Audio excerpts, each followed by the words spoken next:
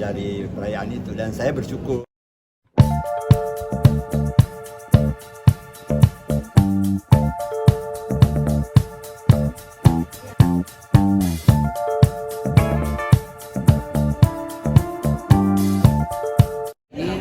Kita ke Mas Faris. Kebetulan saya punya sahabat, sebenarnya kita udah lama kenalan sama Mas Ari Kuncoro. Pada saat kita ada session di itu ya di Icon Studio Live itu kok punya pemikiran yang sama gitu kan. Oh ya udahlah kita angkat yang Mas Faris ini gitu. Meskipun pastinya Mas Faris juga ngomel, kok lagunya ini aja sih, enggak juga kok, ada Cakrawala Senja, ada Serat Cinta, ada Semusim yang enggak seperti biasanya. Biasanya kan harus ada Sakura, Barcelona dan sebagainya. Kalau dari saya itu teman-teman, mungkin dari Mas Ari bisa nambahin, Mas? Di sini Mas Faris. Jadinya saya dan Mas Dino kita adalah semuanya penggemar Mas Faris RM, dan saya pengennya ada sesuatu yang bisa kita sumbangkan, terutama karya-karya Mas Faris untuk bangsa ini. Oke, Mas Faris menerima Mas Eno untuk bergerak sendiri, awal mulanya gimana? Mau menerima seperti apa? Ya, terima kasih. Assalamualaikum warahmatullahi wabarakatuh. Sebetulnya tahun 2023 sampai 2024 ini memang saya merayakan 45 tahun dedikasi musikal Faris RM.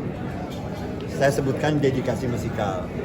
Dedikasi musikal itu bukan hanya berkarya gitu ya, tapi aku juga mengajar, aku juga menulis buku, aku juga berbagai macam hal lah, ya, berbagai macam hal yang terkait musik maka aku kerjain. Maka dedikasi musikal. Ini album ini menjadi bagian dari itu. Makanya namanya dalam rangka 45 tahun berkarya. Sepanjang tahun 2023-2024 itu memang berbagai macam aktivitas, pentas, diskusi musik, pengkajian atas karya-karya dilakukan oleh berbagai macam komunitas, berbagai macam festival, berbagai macam presentasi lah gitu. Contohnya ke Synchronize Festival tahun lalu 2023 yang menghadirkan dekade pertama Faris RM. Kemarin Synchronize Festival juga menghadirkan Badai Pasti Berlalu yang merupakan rekaman saya pertama kali masuk musik Indonesia sebagai drummer dari album Badai Pasti Berlalu, dan salah satu saksi hidup yang masih hidup ya di antara Eros Jarot, Bediano Tahuruk, Kinan Sution dan saya. Jadi itu semua menjadi bagian dari 45 tahun dedikasi musikal Faris RM. Ini album ini, single-single, kumpulan single ini yang dirilis oleh Ari Seno Legacy ini merupakan satu bagian dari itu. Sehingga saya terus terang mendukung support itu. Berbagai macam sebetulnya hal yang dilakukan sepanjang perayaan itu. Dibuka waktu itu dengan tahun lalu juga saya mengadakan konser tunggal 45 tahun dedikasi musikal Faris RM sebagai pembuka di Balai Sarbini, di mana saat itu saya tampil tanpa MC, tanpa apa-apa, cuma didukung presentasi video dan saya sendiri bercerita gitu. Jadi sifatnya storytelling. Itu juga presentasi yang dikemas khusus. Kenapa demikian? Ya karena dalam merayakan itu gitu. Harus ada, kalau siapa lagi yang bisa menceritakan perjalanan hidup, perjalanan musik saya, perjalanan hidup saya, bagaimana ininya lah, bagaimana apa namanya, In detail ya? in detail gitu.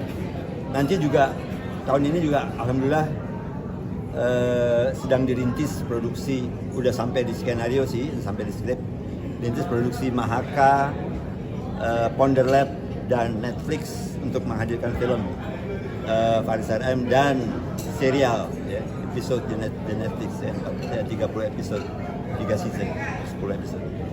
Jadi itu semua menjadi bagian dari perayaan itu, dan saya bersyukur karena itu semua datang bukan dari saya gitu, tapi dari teman-teman yang menghargai, yang mengapresiasi perjuangan saya, kiprah sepak terjang saya dengan berbagai kendala, dengan berbagai perjalanan hidup baik dan buruk yang tidak pernah saya tutupi, tapi saya sadar itu merupakan bagian hidup sejarah yang nggak bisa dipungkiri, nggak bisa diingkari gitu. Maka ketika bikin film pun juga saya bilang sama penulis skenario dan produser, saya bilang saya nggak mau yang baik-baiknya aja gitu. Saya mau diceritakan apa adanya karena sejarah hidup manusia itu nggak bisa disembunyikan. Jadi saya nggak mau bikin tulisan sejarah atau buku atau apapun tapi tidak menceritakan sebenar-benarnya gitu.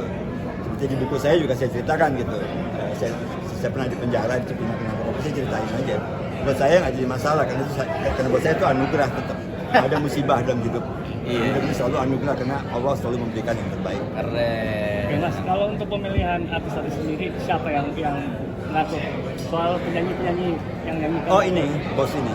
Mas Eno gimana Mas? Iya. Pemilihan dari Saya karena ada Mas Ari enak sekarang, bebannya nggak sendiri. Ya dari masalah permodalan, Komunitas juga. terus pemilihan lagu juga dari tektokan sama Mas Ari. Kayak tadi semusim nggak diterima sama komunitas, terlalu berat. Tapi kita buat ya Mas Ari dan berharap lagunya juga bisa ke anak-anak muda sekarang bisa sih. Itu sih. Ini dalam bentuk CD kah atau untuk emang Oh konser? iya, jadi gini, Mas Ari yang jelasin, monggo Mas. Oh iya, jadi gini. Pertama kita akan ada satu eksklusif streaming di salah satu agregator selama 3 bulan.